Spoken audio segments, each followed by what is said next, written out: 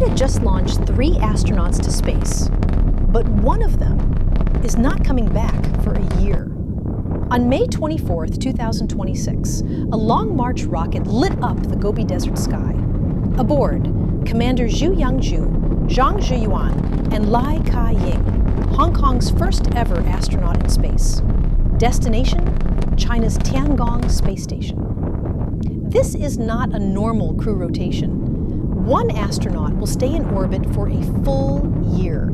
It is China's first experiment of this kind. The goal? Push the human body further than China has ever pushed it. Bone loss, muscle decay, mental endurance, space medicine, all of it tested. Because the moon is next. China wants to land astronauts on the moon by 2030. NASA is targeting 2028 with its Artemis program. 2 countries, 2 programs, both racing. And the gap between them is getting harder to measure. The moon race is not coming. It is already here. Follow for more space history.